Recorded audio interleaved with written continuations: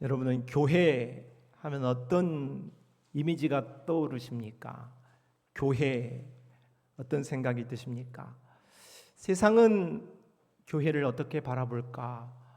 아마 세상은 전에도 그랬지만 지금도 그렇게 호의적으로 바라보지 않은 것 같습니다.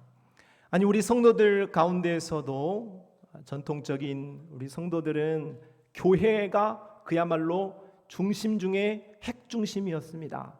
교회에 모든 인생을 걸었다, 그렇게 봐도 큰 과언이 아닐 정도지요. 그러나 현대 교인들은 교회와 거리가 점점 멀어져 가고 있는 것이 사실인 듯 합니다. 교회는 성도가 신앙생활을 시작함과 그 모든 과정, 그리고 인생을 마치는 순간까지 정말로 우리와 너무나도 밀접한 관계를 가지고 있다고 할 수가 있겠습니다. 우리는 지금 요한계시록의 말씀을 좀 살펴보고 있습니다. 오늘 세 번째 시간이죠. 2시간 먼저 앞선 시간을 통하여서 요한계시록 1장의 내용을 살펴보았습니다. 계시록 1장의 내용까지의 말씀을 잘 따라오고 계십니까? 이해가 됩니까? 그만해요? 네. 요한계시록 1장의 내용은 바로 계시록의 저자 사도 요한이 계시 앞에 섰다. 그리고 환난의 선 반모에서 그 계시를 받고 전달하는 사명을 받았다는 사실을 깨닫게 되었어요. 자, 그 계시를 주신 분이 누구냐? 하나님, 성부 하나님, 성자 예수님, 성령 하나님께서 이 계시를 주셨다. 구속사의 주인이신 예수님께서 특별히 이 계시를 전달하셨습니다. 그것을 받은 사람은 사도 요한이지요. 그래서 계시록의 이름을 요한계시록이라고 합니다. 예수님이 주셨지만 요한이 기록해서 요한이 전달했기 때문에 요한계시록이라고 하는 것이죠. 그 요한계시록의 첫 번째 수신자, 첫 번째 편지를 받는 자들이 누구인고 하니까 1장에도 두 번이나 그 말이 반복되어 있으니 오늘 4절 말씀에 요한은 아시아에 있는 7 교회에 편지하노니, 7 교회라고 했어요. 11절도 동일한 말씀을 하죠. 같이 읽어볼까요? 이르되 내가 보낸 것을 두루마리에 써서 에베소, 서머나, 버가모, 두아디라, 사데, 빌라델비아, 라우디게아 등 7 교회에 보내라 하시기로. 그러니까 7 교회를 말하였고 그 7 교회의 구체적인 이름까지도 등장하고 있다. 그러므로 7 교회는 바로 초대교회 당시, 이 당시에 있었던 실제 하는 교회임과 동시에 모든 교회를 상징한다, 그렇게 보아야 할 것입니다. 자, 모든 교회, 7 교회를 시작으로 모든 교회를 향한 예수님의 메시지라고 할 때에, 그렇다면 왜 17개를 할 수도 있고 14개를 할 수도 있고 3개도 할 수 있는데 왜 7이라는 교회의 숫자로 말을 했을까? 왜 7 교회가 모든 교회를 상징한다고 할까? 그 이유는 그 숫자가 7이기 때문에 그렇습니다. 중국에서는 가장 좋아하는 숫자가 1, 2, 3, 4, 5, 6, 7, 8, 9, 10 가운데서 몇 번일까요? 8번이죠. 이렇게 발음하는 것이 돈을 받는다, 복을 받는다, 그런 뜻이 있다고 해요. 그래서 가장 행운의, 자신들이 생각하는 행운의 자동차 번호는 몇 번일까 하면 8, 8, 8, 8.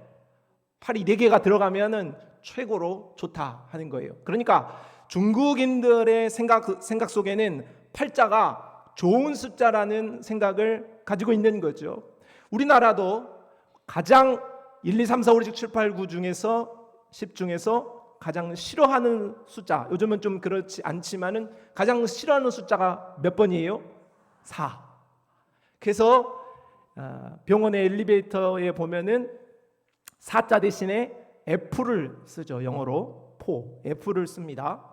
요즘은 4자를 그냥 쓰기도 하고 그렇습니다만은 4자가 죽을 4자냐, 그래서 사자라는 숫자를 한국 사람들은 부정적으로 생각하는 경향이 있는 거죠. 그와 같이 성경의 배경이 되어지는 유대인들의 생각 속에는 중국인의 8, 한국인의 4처럼 7이라는 숫자를 완전한 숫자, 충만한 숫자로 생각하는 거예요. 그걸 왜 그렇게 생각하느냐? 설명할 필요가 없다 하는 거죠. 그것을 이유를 따져본다면 우리 하나님께서 천지를 창조하셨는데 천지를 창조하고 마치신 날짜가 7일이었죠. 안식일, 안식년 또 모두 7입니다. 그래서 7이라는 숫자는 완전과 충만을 의미한다고 볼 수가 있는 거예요. 그래서 교회가 7교회다 했다 하는 것은 충만한 교회, 보편적인 교회, 모든 교회를 일컫는다고 볼 수가, 그렇게 해석할 수가 있는 거죠. 또 지리적인 위치도 그러해요. 그림에서 보면 소아시아의 7교회의 위치가 있습니다. 저 지역은 지금의 튀르키예 지역입니다. 옛말로는 터키라고 했는데 국가 이름을 바꿨죠. 튀르키예로.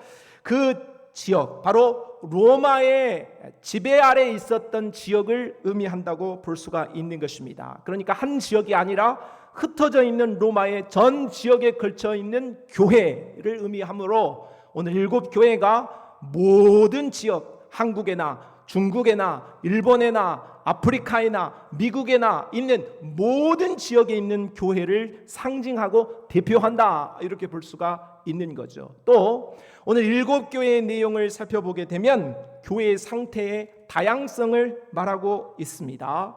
7교회가 칭찬받는 교회가 있고 책망받는 교회가 있고 그것을 섞어서 칭찬과 책망받는 교회도 있어요. 다양하다 하는 것이죠. 또 7교회 가운데에서는 6교회는 지극히 가난하고 핍박 속에서 어렵게 살았던 교회예요.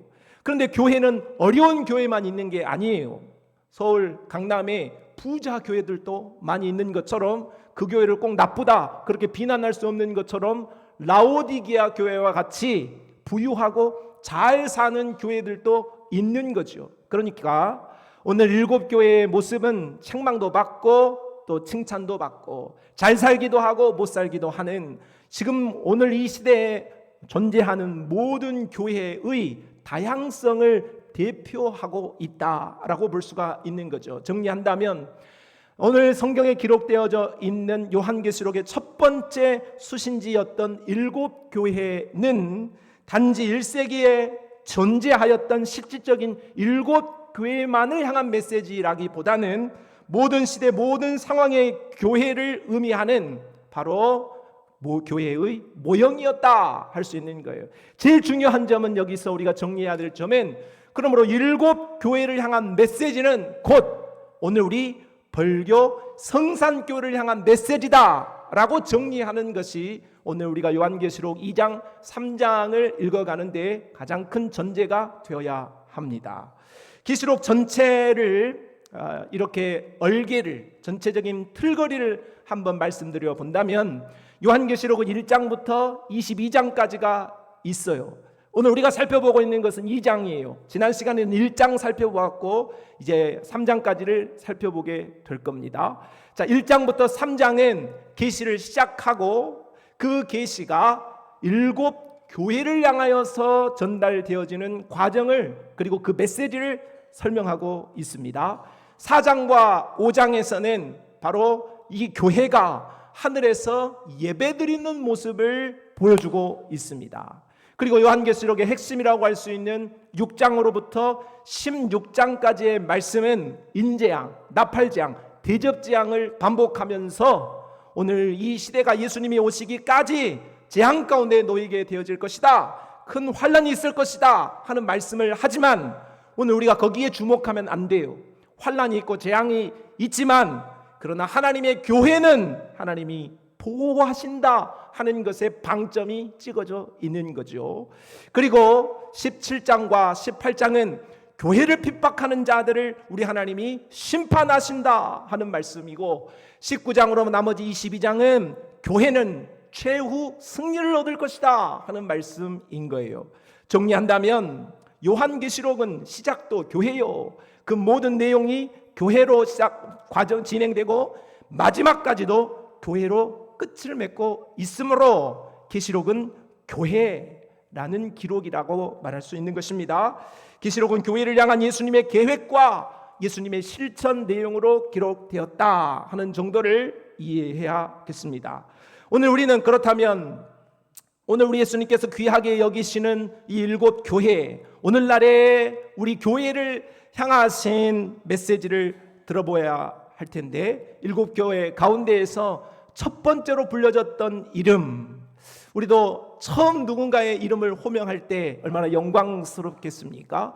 오늘 우리 예수님께서 첫 번째로 호명하신 그 이름, 7 교회 가운데 첫 번째 교회인 에베소 교회를 향한 예수님의 음성을 들어보았으면 좋겠습니다. 먼저 1절 말씀에는 오늘 에베소 교회에 편지하시는 분이 누구신가에 대하여 말씀하고 있습니다. 에베소 교회에 편지하시는 분은 첫째, 교회의 사자에게 편지하시는 분이라고 소개합니다. 에베소 교회의 사자에게 편지하라 했습니다. 예수님은 에베소 교회를 향하여서 편지를 날리고 메시지를 전하십니다. 그런데 이 메시지를 받는 대상이 모든 교회의 성도가 아니었어요. 누구 집사, 또 누구 권사에게 편지를 쓴 것이 아니고 교회의 사자에게 대표하여서 편지를 보냈다, 그 말씀이죠. 사자란 엥겔로스, 바로 영어로는 엔젤입니다. 천사이죠. 그런데 이것을 천사로 설명하면은 이것이 제대로 이해가 되지 않습니다. 여기서 말하는 사자는 문맥상 교회의 지도자, 교회의 대표자, 오늘로 말하면 목사로 보는 것이 타당하다고 볼 수가 있겠습니다. 그 이유는 오늘 이 메시지를 받으면서 그 메시지의 내용이 책망도 있고 칭찬도 있기 때문이죠. 그리고 그 메시지를 받고 교회에 실천적으로 움직여야 할 책임을 교회의 대표자가 갖고 있기 때문이라고 생각하기 때문에 이 사자를 바로 교회의 대표자로 해석하는 것이 옳겠습니다. 그렇다면 우리 예수님께서 왜 개별 성도들을 향하여서 편지하지 않고 교회의 대표자 사자에게 편지했을까? 그 이유는 교회를 우리 예수님께서는 하나로 보셨기 때문이라 하는 거예요. 목사는 중요하고 그 나머지 성도들은 안 중요해서 그런 것이 아니고, 교회는 모든 성도가 하나같이 만인 대제사장으로 다 하나님 앞에 귀한 존재들이지만 하나로 예수님이 보시기 때문에 그 하나를 대표하는 그 대표자에게 메시지를 증거하시면서 연합된 교회가 하나의 메시지를 가지고 하나의 뜻대로 순종하기를 원하셨기 때문에 오늘 이렇게 메시지를 각 교회의 사자에게 보내셨다. 오늘 에베소 교회뿐만 아니라 7 교회도 마찬가지로 그 교회의 사자에게 편지를 보내셨다고 할 수가 있겠습니다. 오늘 우리 벌교 성산교회의 대표는 부족하지만 목사인 제가 교회의 대표인 것입니다. 더 똑똑하거나 더 잘났기 때문이 아니라 무능하고 부족하지만 하나님께서 그런 질서를 따라 세우셨기 때문에 그러하다. 그러므로 오늘 우리 교회 대표자 목사는 늘 하나님 앞에 서야 하는 것이고 하나님의 메시지를 받고 하나님의 뜻을 헤아리기 위하여서 최선을 다해야 하는 것입니다. 뿐만 아니라 나머지 성도들은 오늘 교회의 대표자를 통하여서 목사를 통하여서 주의 말씀이 들려질 때 그 말씀이 곧 하나님이 내게 주신 말씀으로 받아야 하고, 오늘 우리 성도들의 삶을 지도해 갈 때에 그건 그렇게 하면 안 되겠습니다, 이건 이렇게 해야 되겠습니다 라는 메시지가 주어지게 될 때에, 지도와 방침이 있을 때에 그것을 무조건 거스르지 않고 될 수 있는 대로, 목사가 정말로 잘못 받는 것이 아니라고 한다면 그것을 순종할 수 있는 태도가 필요하겠다 하는 것이죠. 마태복음 10장 40절에 너희를 영접하는 자는 나를 영접하는 것이요 나를 영접하는 자는 나를 보내시는 이를 영접하는 것이니라 하고 말씀하고 있습니다. 여러분이 목사를 높이는 것은 목사 개인을 높이는 것이 아니에요. 제가 여러분보다도 연소하고 제가 여러분보다도 약한 사람이지만 저를 여러분이 나이가 많으심에도 불구하고 높이는 이유는 바로 목사를 높이는 것이 아니라 목사를 세우신 하나님을 높이는 것이죠. 그러니까 여러분이 저한테 전대를 한다고 해서 저분이 나를 존중하구나, 내가 잘났구나, 그러면 예수님 태운 당나귀가 의시되는 거하고 똑같은 거예요. 당나귀는 아무것도 아닌 거예요. 그러나 그것을 높일 때에 바로 우리 주님께서 영광을 받으시고 높이는 자가 유익과 복을 얻게 되어지는 줄로 믿습니다. 우리는 하나님의 뜻을 순종하겠다, 하나님의 메시지를 순종하겠다 하면서 오늘 하나님의 말씀이 선포되어지는 말씀 앞에도 불순종하면서 그렇게 주장한다고 하면 그것은 어불성설이다 할 수 있는 것입니다. 목사의 지도는 따르지 않으면서 하나님의 뜻에 순종하겠습니다, 그렇게 말하는 것 또한 우스운 일이라고 할 수 있겠지요. 목사에게 메시지를 주신 예수님을 높이는 자, 목사의 메시지를 높이는 자가 바로 목사에게 메시지를 주신 예수님을 높이는 것입니다. 순종하는 자에게 유익과 복이 따르게 되어질 줄로 믿습니다. 두 번째, 일곱 교회 에베소 교회를 향하여서 메시지를 주신 우리 예수님은 일곱 별을 붙잡으신 분이라고 말합니다. 오른손에 있는 일곱 별을 붙잡고, 예수님은 오른손으로 일곱 별을 붙잡는다고 했어요. 일곱 별은 요한계시록 1장 20절에서 다른 말로 해석하면 안 되고 성경이 성경으로 해석한 말이 가장 중요한 말이에요. 일곱 별을 뭐라고 해석했냐? 교회의 사자라고 해석했잖아요.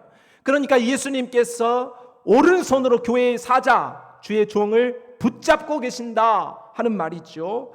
강하게 지속적으로 붙잡는다는 말이 오른손으로 붙잡는다 하는 말이에요. 한번 붙잡고 마는 것이 아니라 꼭 붙들어서 의지적으로 붙들어내겠다, 강력하게 붙잡겠다 하는 말씀을 하고 있는 것입니다. 교회는 목사가 예수님에게 붙들려 있어야만 잘 굴러갈 수가 있는 거예요. 그렇기 때문에 반대로 생각하면 목사가 좀 정신을 못 차리고 주의 손에 붙들리지 못하면 교회에 1,000명, 2,000명이 있다고 할지라도 목사 한 사람이 제대로 서지 못하면 교회는 금방 와르르 무너질 수밖에 없는 겁니다. 그래서 사탄은 일반 성도들보다도 앞에 선 대표자, 교회의 목사들을 공격하는 것에 혈안을 삼는 것이죠. 여러분, 그 다락방이라는 단체에 대해서 들어보셨죠? 이광수 목사가 대표로 있는 단체입니다. 그래서 교회는 정말로 전도를 열심히 해야 된다, 선교하는 일에 최선을 다해야 한다 하고 가르칩니다. 좋은 말이에요. 반드시 그렇게 해야 되죠. 그래서 그렇게 주장함으로 교회들이 연합하고 센세이션을 일으켰습니다. 자, 그런데 여러 가지 문제들이 그 단체를 통하여서 발생하고 있는 바, 지금 그 단체에 가입하였던 교회들이 많이 거기서 이탈하고 있다는 보고가 있습니다. 또 그 이광수 목사 개인뿐만 아니라 그 주변에서 있는 목사들이 하나같이 문제가 있습니다. 좋은 시계를 차고, 내 시계, 저는 시계도 안 찼습니다만은 좋은 시계 뭐 이거 1억짜리인데 몇 개가 있다고 그걸 자랑합니다. 숨겨두고 하든가 앞에다 대고 자랑합니다. 자기 차가 뭐 고급 너무 비싼 차라는 것을 자랑합니다. 부정 축제를 했던 것이죠. 또 성비가 비일비재하게 발생하고 있습니다. 정말로 끝이 좋지 않는 모습으로 그들이 보여지고 있는 것이죠. 자, 이것을 제가 한번 왜 저 단체가 저런 문제가 발생하고 있는가 한번 연구를 해보았습니다. 보았더니 교리에 문제가 있습니다. 이 사람들이 말하는 주장은 뭐냐? 전도 열심히 해야 된다. 구원받았으니 우리는 전도하는 일에 충성을 다해야 된다라고 말합니다. 거기까지는 좋아요. 그런데 우리가 전도 열심히 하면, 하늘의 상급을 쌓으면 우리가 이 땅에서 죄 짓는 것 정도는 아무것도 아니야. 우리가 열심히 하나님 앞에 전도하면 그 모든 우리의 죄가 용서받을 수 있어, 이렇게 가르치는 것입니다. 그러니 전도 열심히 하고 죄도 열심히 지어버리는 것이죠. 너무나도 잘못되어진 목사 한 사람의 그 교리가 바로 그 단체를, 그리고 관련되어진 교회를 썩게 만들어 버리고 있다 하는 것입니다. 바로 이와 같이 목사 한 사람인 많은 영향력을 분명 가지고 있습니다. 그러므로 오늘 우리 벌교 성산교회가 끝까지 주님 앞에 믿음으로 잘 서기 위하여서는 여러분이 죽으나 사나 저를 위하여서 간절하고 뜨겁게 기도해야 할 줄로 믿습니다. 그래야 여러분이 삽니다. 그래야 여러분의 심령이 살 수 있음을 잊지 마시기를 바랍니다. 뭐라고 기도해야 합니까? 오늘 요한계시록 2장 1절의 말씀을 가지고 주의 의로운 오른손으로 우리 목사님을 붙들어 주십시오. 헷갈하게해서는 안 됩니다. 우리 하나님 붙들어 주십시오. 이런 간절한 기도가 있어야 하는 것이죠. 시편 54편 4절 말씀에 하나님은 나를 돕는 이시며 주께서는 내 생명을 붙들어 주시는 이시니이다 했습니다. 성도 여러분, 저도 그리고 우리 모든 성도들도 예수님의 의로운 오른손으로 붙들려야 할 줄로 믿습니다. 또 우리 예수님은 메시지를 보내시는 분으로 어떤 분이신고 하니 1절 하반절 말씀에 7 금초대 사이를 거니시는 이가 이르시되 했습니다. 예수님은 촛대 사이를 거니시는 분이에요. 계시록 1장 20절에 촛대는 교회라고 했어요. 성도라고 말했다는 거죠. 그러므로 우리 예수님은 에베소 교회의 성도들을 거닐었어요. 의도적으로 지속적으로 우리 예수님께서 계셨다 하는 말입니다. 그 말은 우리 예수님이 교회를 간섭하시고 성도의 삶을 관찰하시고 지속적으로 함께 동행해 주시는 분으로서 에베소 교회의 주인이었을 뿐만 아니라 오늘 벌교 성산교회의 주인이시라 그렇게 말씀하고 있습니다.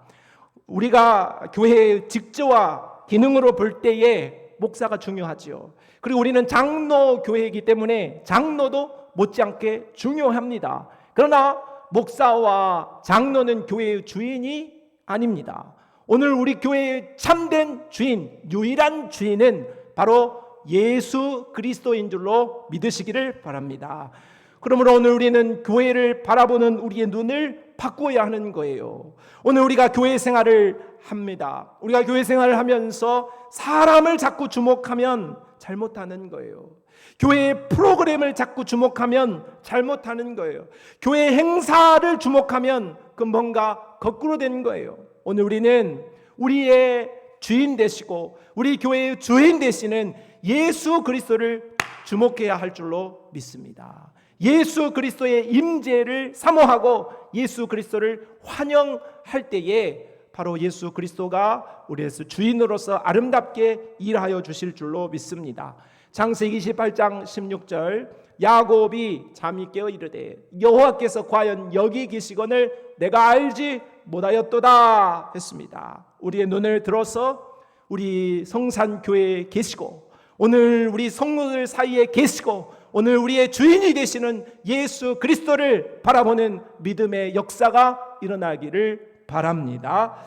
자, 에베소 교회의 메시지의 주인이 예수 그리스도였습니다. 그러면 우리 예수 그리스도께서 에베소 교회를 향하여서 어떤 메시지를 던졌는지 그럼 한번 살펴보도록 하겠습니다. 2장으로 2절로 7절의 말씀은 교회를 향한 메시지가 소개되어지고 있는데 에베소 교회에는 크게 3가지 문제가 있었는데 2가지 문제는 잘 해결하여 칭찬을 받았고 1가지 문제는 잘 해결하지 못함으로 하나님 앞 예수님 앞에 책망을 받게 되었습니다. 먼저 예수님에게 칭찬받은 에베소 교회의 모습이 오늘 2절과 3절 그리고 6절에 기록되어 있습니다. 에베소 교회가 잘 싸우고 이겨낸 2가지 문제는 첫째는 로마 황제로부터의 핍박을 잘 이겼습니다. 2번째는 이단 사상을 받아들이지 않고 그들이 이겨냈습니다. 에베소에는 로마 황제를 위한 신전이 있었을 정도로 로마 황제 숭배가 정치적인 의무이고 또 시민의 덕목이었습니다.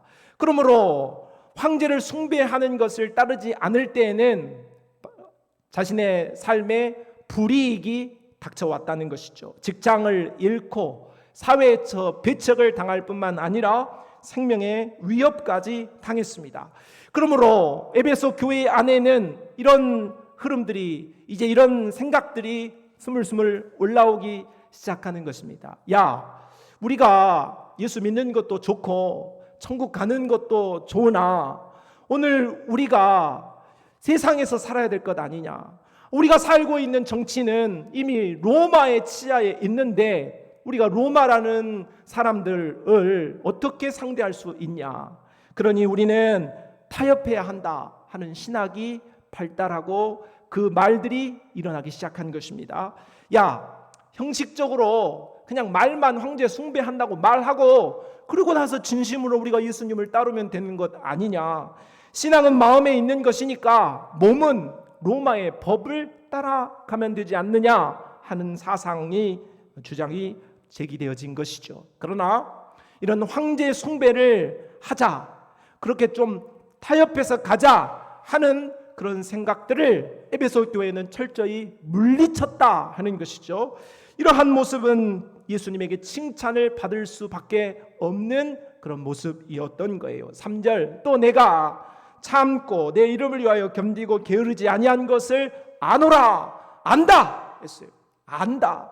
우리 예수님께서 정말로 로마라는 그 박해 아래에서 이들이 믿음을 지킨 그 모습을 안다 하고 칭찬을 해주셨어요. 또 에베소 교회는 이단 사상들과도 잘 싸워 이겼어요. 6절에 오직 내게 이것이 있으니 내가 니골라당의 행위를 미워하는도다. 나도 이것을 미워하노라 했어요. 니골라당은 행위와 신앙이 별개라고 주장을 합니다. 마음만 있으면 되고 행위는 별로 중요하지 않다라고 말하고 가르쳤던 거예요. 그래서 행위를 강조한 구약의 율법 같은 거는 그냥 던져버려. 윤리, 도덕 그런 거 중요하지 않아. 오늘 우리의 마음만 예수님에게 있으면 되지. 믿으면 구원받는다고 하지 않았어. 그러니 나 믿는다고, 그러니 내 삶을 관여하지 말라고 하는 주장을 한 것이 바로 니골라당이었다는 거예요.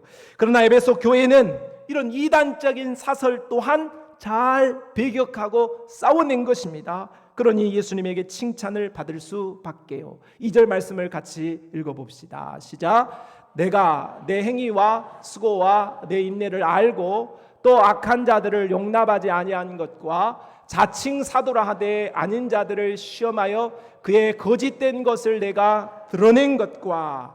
에베소 교회 성도들은 비진리와 타협하지 않고 진리를 추구했다는 거예요.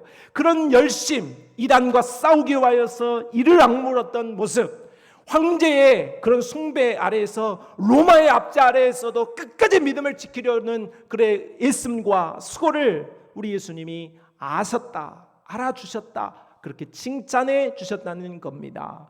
오늘날 우리에게도 이러한 비진리와의 철저한 싸움이 있어야 할 거예요.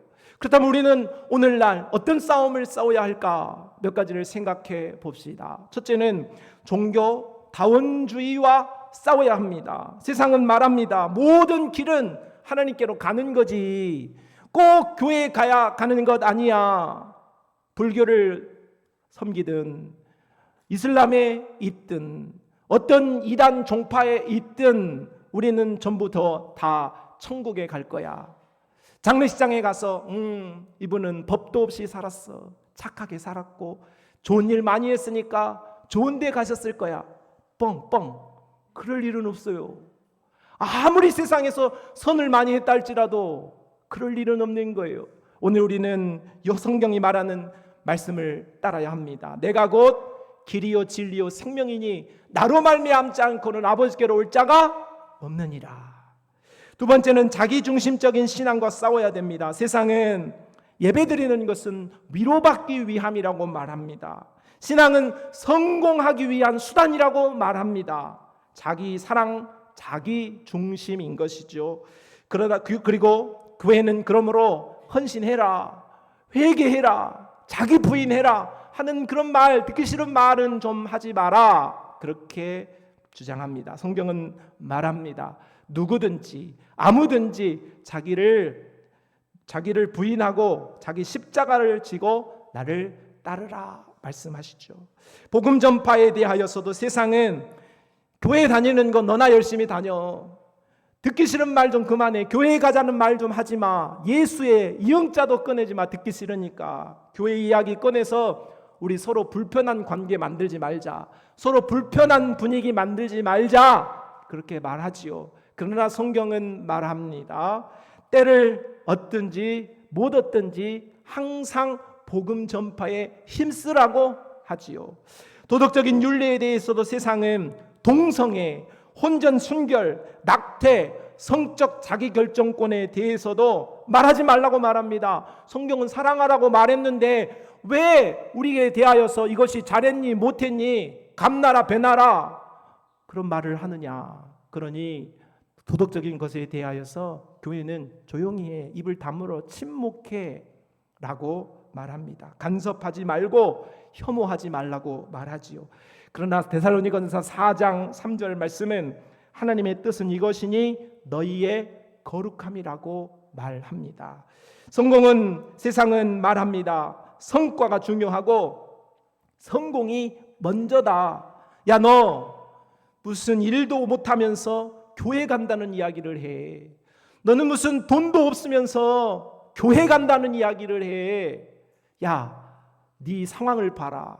네가 지금 그렇게 교회 간다는 말을 할 입장이냐? 하고 말하지요.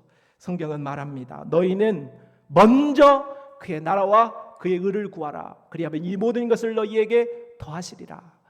돈 있는 사람이 교회 간다면 저는 평생 교회에 못 가게요. 잘난 사람이 교회에 가야 된다고 말하면 저는 평생 교회에 발도 못 딛겠습니다. 그럴 일은 없어요. 그러나 우리 예수님은 먼저 그의 나라와 의를 구하라고 가르쳐주고 있는 거예요. 성도 여러분, 우리도 에베소 교회가 진리 앞에 타협하지 않았듯 오늘 우리는 세상과 타협하지 않고 진리를 수호하고 예수 그리스도를 따라가야 할 줄로 믿습니다. 그런 자에게 우리 주님의 칭찬이 있게 되어질 줄로 믿습니다. 그 다음 이제 책망의 말씀이 오늘 주어지고 있습니다. 에베소 교회는 칭찬의 책망을 받게 되죠. 4절, 그러나 너를 책망할 것이 있나니 너의 처음 사랑을 버렸느니라. 의도적인지 점진적으로 버렸는지 모르지만 이들은 처음 사랑을 버렸다. 그렇게 책망을 받고 있습니다. 진리 수호하는 일은, 교리를 지키는 일은 참 뜨겁게 잘 했는데, 냉철한 이성은 가졌는데 뜨거운 주를 향한 가슴은 식어져 버렸다는 것을 책망받고 있는 거죠. 만일 그리하지 아니하고 회개하지 아니하면 내가 내게 가서 내 촛대를 그 자리에서 옮기리라는, 정말로 촛대를 옮긴다는 말은 촛대가 교회니까 너는 교회 아니야. 너희는 에베소 교회라고 말하고 있지만 너희는 에베소 교회가 아니야 하는 취급을 예수님께서 하시겠다고 하시면서 얼마나 예수님을 향한 사랑이 회복되어야 할 것을 강조하는 말씀인지 모릅니다. 5절에 그러므로 어디서 떨어졌는지를 생각하고 회개하여 처음 행위를 가져라 하고 말씀합니다. 우리가 처음 사랑을 회복하려는 회개의 목표는 바로 처음 사랑의 행위를 돌이키는 것입니다. 내가 마음으로만 주님 사랑하는 마음을 어떻게 하겠습니다가 아니라 오늘 우리의 작은 행위, 우리의 오늘 작은 손길과 움직임이 바로 처음 사랑을 회복하는 것이라고 할 수 있습니다. 절 좀 보세요. 여러분, 우리는 예수를 믿고 예수를 따르고 있습니다. 모두 다 예수를 처음 믿을 때 가졌던 그 처음 사랑, 그 첫사랑을 기억할 거예요.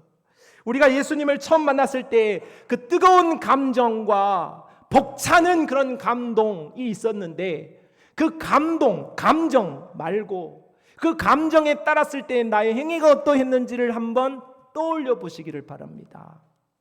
모르게 몰라도 우리는 그때 한 번이라도 더 예배 드리고 싶었을 겁니다.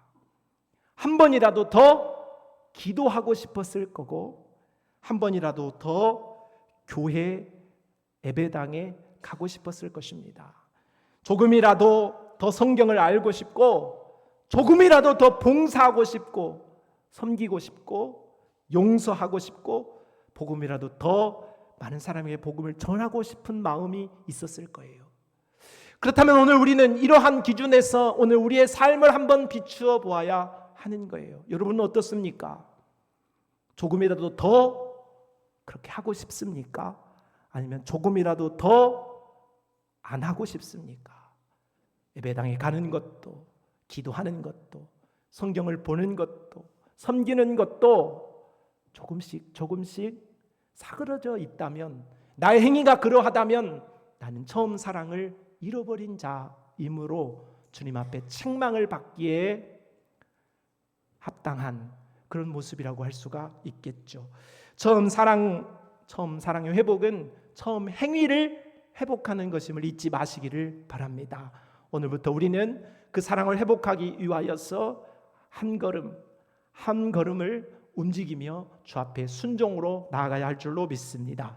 마지막으로 약속의 말씀이 주어집니다. 에베소 교회에 이기는 자들을 향한 약속이 주어지죠. 7절, 귀 있는 자는 성령이 교회들에게 하시는 말씀을 들을지어다 이기는 그에게는 했습니다. 초대교회 당시에는 예수를 믿는다는 것이 공개되어지면 처형을 당할 수 있고 핍박을 당할 수 있기 때문에 믿는 사람들끼리 나 교회에 다니는 사람입니다 서로 말하지 않고 비밀 구호를 썼습니다. 그것이 익투스 물고기죠. 예수 그리스도는 하나님의 아들이라는 글자를 합하면 물고기가 됩니다. 그래서 물고기를 그리면 쟤는 그리스도인이구나, 그렇게 서로 비밀리 알아봤다는 거죠. 손가락으로 이렇게 하면 이거를 여러분들 알아먹겠습니까? 이걸 알아먹으면 위험한 사람입니다. 이만희가 이긴 자다 하는 표식이 되겠습니다. 자기가 자기의 교리를 따르고 유월한 자들은 손가락으로 이렇게 말합니다. 그러니까 이만희 사진을 보면 이렇게 합니다. 자기들끼리 사인이에요. 우리는 이겼다. 그럼 여기서 말하는 이긴 자라는 것은 이만희가 말하는 손가락 표식인가? 그것이 아니다 하는 말입니다. 이긴다. 무엇을 이긴다는 말인가? 칭찬받는 일을 계속해서 잘한다. 책망받는 일은 이제 그만둔다 하는 말이 이긴다는 말씀인 거죠. 황제 숭배를 맞서 이기고 이단 사설을 맞서 이기고 처음 사랑을 없애게는, 처음 사랑을 사라지게 만드는 것을 맞서 이기는 것을 말하는 것이죠. 이렇게 이긴 자들에게 상급을 약속해요. 7절 하반절을 읽어보겠습니다. 시작. 내가 하나님의 낙원에 있는 생명나무의 열매를 주어 먹게 하리라. 낙원과 생명나무의 열매를 약속해요. 이기면 이런 약속을 한다. 낙원이라는 것은 성경 시작인 창세기 2장의 에덴 동산을 의미하는 거죠. 그리고 성경의 마침에 계시록 22장에 등장하는 새하늘과 새 땅을 말하는 것입니다. 열매, 생명나무의 열매는 창세기 2장에 등장하는 에덴 동산 중앙에 있는 그 열매를 말하는 거예요. 그걸 먹으면 영생할 수 있었죠. 계시록 22장에 등장하는 새하늘과 새 땅에 있는 열매는 그걸 먹을 때에 영생 복락을 할 수 있는 것입니다. 이긴 자에게는 낙원에 있는 생명나무의 열매를 주게 하겠다. 창세기부터 계시록, 역사의 시작과 끝, 오늘 우리의 모든 것의 주인 되시는 예수 그리스도께서 오늘 우리에게 생명을 주시겠다 하시는 약속인 거예요.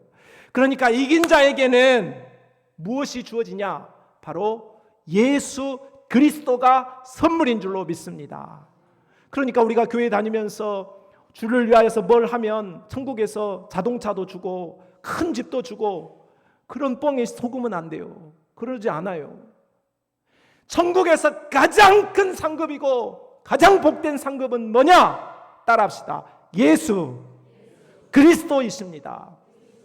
그거 외에는 없는 거예요. 어떻게 예수 그리스도를 넘어설 수 있는 상급이 있다는 말입니까? 낙원, 그리고 그것에 있는 생명의 열매, 곧 예수 그리스도가 이긴 자들에게 상급으로 주어지는 줄로 믿습니다. 성도 여러분, 오늘 우리는 예수님의 가장 큰 관심사가 구속사를 통하여서 탄생시키고 완성시킨 교회라는 사실을 살펴보았습니다. 예수님은 오늘 또 그 교회, 특별히 오늘 많고 많은 교회 가운데서도 오늘 이 메시지를 듣는 우리 벌교송산 교회를 붙잡고 계시고 거닐고 계시면서 우리의 주인이 되어 주시는 줄로 믿습니다. 성도 여러분, 그러므로 우리는 우리와 함께 하시는 예수 그리스도를 처음 사랑으로 사랑할 수 있기를 바랍니다. 또한 우리를 붙드시는 예수 그리스도께서 주시는 진리를 오염시키지 않고 끝까지 복음을 사수하고 바른 진리를 수호할 수 있기를 바랍니다. 그렇게 이긴 자로 살 때, 이긴 자로 설 때에 약속하신 낙원에서의 생명나무의 열매를 따먹는 역사가 얼마 지나지 않아 머지않아 우리의 것이 되어질 줄로 믿습니다. 오늘 우리는 세상에서 다 잊어버리고 다 잃어버리고 다 상실해도 천국에서 얻을 그 예수 그리스도 낙원의 생명나무의 열매는 놓치지 않는 믿음으로 오늘 한 걸음 한 걸음 주를 따라 전진하고 승리하는 그런 성도가 되어야 할 줄로 믿습니다. 하나님 아버지, 오늘 에베소 교회를 향한 메시지를 오늘 우리 성산교회를 향한 메시지로 그리고 나를 향한 메시지로 잘 알아듣게 하여 주셔서 이긴 자로 끝까지 승리하는 우리 모두가 되게 하여 주옵소서. 예수님 이름으로 기도합니다. 아멘.